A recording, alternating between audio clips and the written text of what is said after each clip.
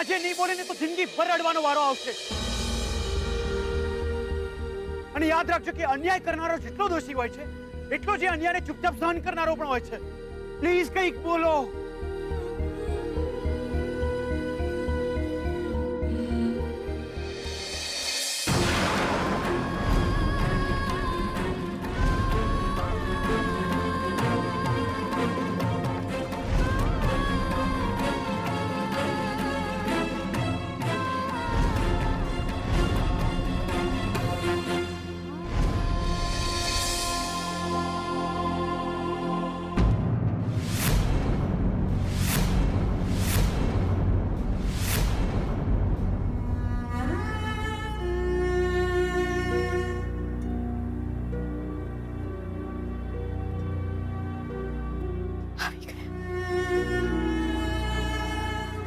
આવી ગયા તમે.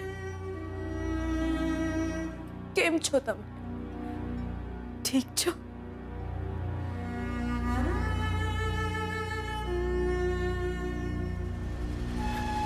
જો તમારા નામની કંકોત્રી, મારા લગ્નની કંકોત્રી, બંનેના નામ છે. જુઓ ને, જુઓ.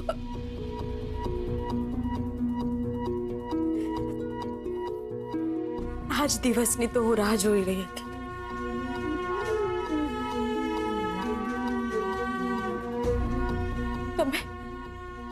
તમે કેમ ગયા? આટલા બધા દિવસ ચાલ્યા જવાનું હોય. મને એક ફોન તો કરવો હતો. કઈ નહીં ને એટલું તો કહ્યું હોત કે હું તમને નફરત કરું છું.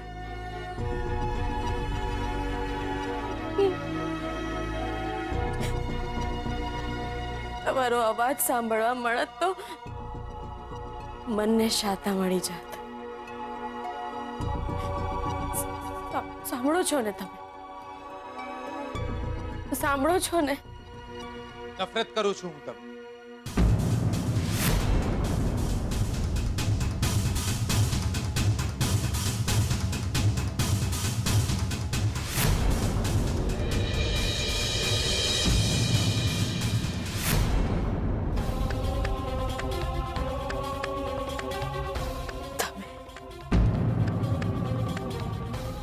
આપણે જીગર રાતપારામ પટેલ. તમે એમના કપડામાં શું કરો છો? આઈ મીન સોરી બટ પૂછી શકું છું કે તમે ફરવા કેમ ગયા?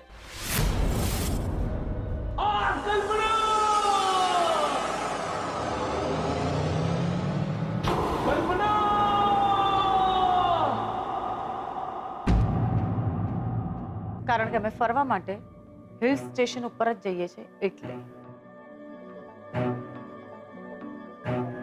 એ દિવસે પણ અમે હિલ સ્ટેશન ઉપર ફરવા જ ગયા હતા. અચાનક ત્યાં પહોંચ્યા પછી ક્યાંકથી પ્રદ્યુમનનો પગ લપસ્યો.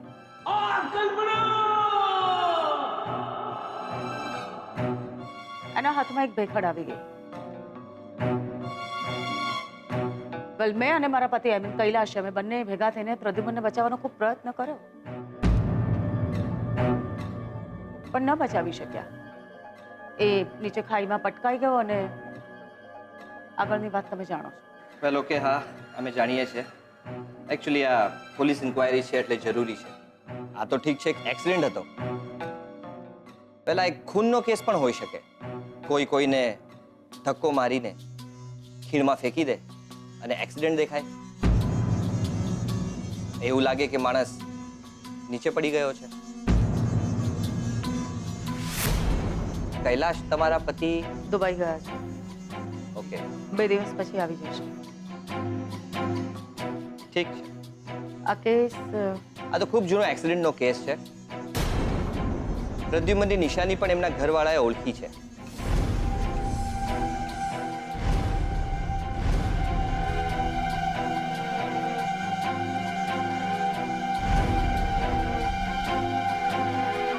આમ જોવા જઈએ તો આ કેસ હવે ક્લોઝ જ છે.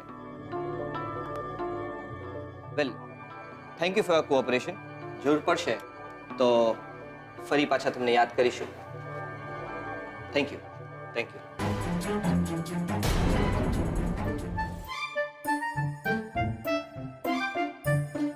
માતાજીની અસીમ કૃપાથી લોચો માર્યો ને દિયોર.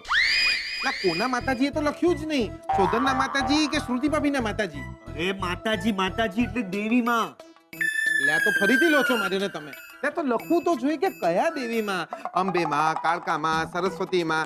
બસ બસ બસ, બધા જ માતાજી, બધા જ દેવી માં. એટલે જ લખ્યું છે કે માતાજીની અસીમ કૃપાથી. વાંચ આગળ. આવું તમે લખ્યું નથી. કઈ વાંધો નહીં, હું વાંચું છું. હા, માતાજીની અસીમ કૃપાથી અમારા ચિરંજીવીના લગન. પાછો લોચો માર્યો ને યાર તમે. શું? એ લગન શોધનના છે, ચિરંજીવીને નહીં. એટલે ચિરંજીવી તો ક્યારનો પૈણી જ્યો દિયોર. અરે જીગલા, ચિરંજીવી એટલે જેની ઉંમર વધુ થાય એ. હે? અલ્લા, આ કંકોત્રી દાદાજીની છે? અરે જીગલા, ચિરંજીવી એટલે જે વધુ જીવવાનું હોય એ. શોધન. કઈ રીતે સમજાવવું આને? જીગલા, તું બરાબર વાંચ. શોધનના લગનની કંકોત્રી છે આ. માતાજીની અસીમ કૃપાથી અમારા ચિરંજીવી શોધનના લગન શ્રુતિ સાથે નિર્ધાર્યા છે. એના પછી તિથિ ને તારીખ ને એડ્રેસ ને એવું બધું લખ્યું છે. એના પછી તો આપ સૌને નમ્ર વિનંતી છે કે આ શુભ પ્રસંગે એક મિનિટ આની આગળનું તો મને આવડે છે. તો આપ સૌને નમ્ર વિનંતી છે કે આ શુભ પ્રસંગે આપ સૌનો બહુમૂલ્ય અને કિંમતી વોટ અમને જ આલજો.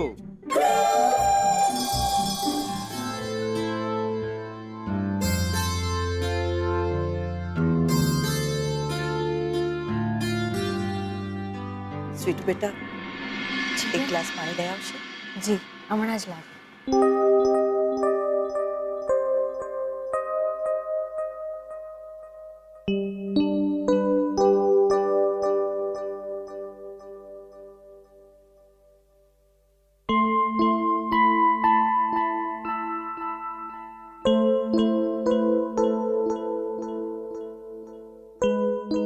બેનબા, પાણી.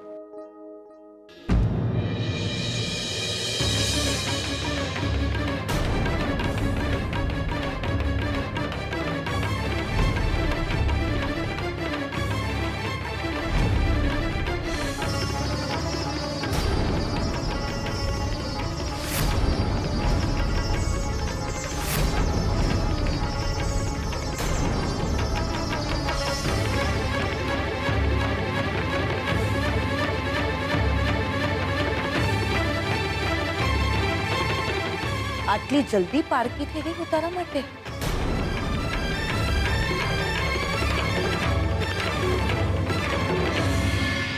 શું થયું બેનબા?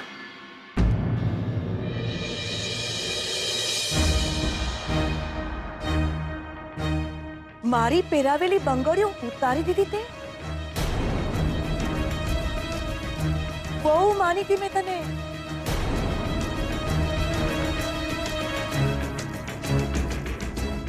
મારા શોધનની બહુ માનીને એ બંગડીઓ આપી હતી મેં તને. એ બંગડીઓ તારો હક હતો.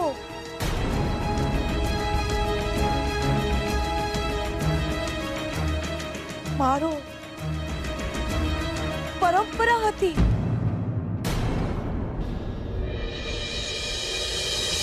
આટલું માન ન રાખ્યું તે.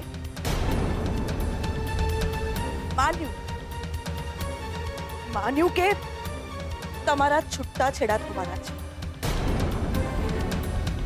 પણ થયા તો નથી ને. માન્યું જીગર તને પસંદ છે, પણ એની સાથે તારા લગ્ન નથી થયા ને. તારો અને શોધનનો સંબંધ તૂટી જાય ત્યાં સુધી તો રાહ જોવી હતી તારે.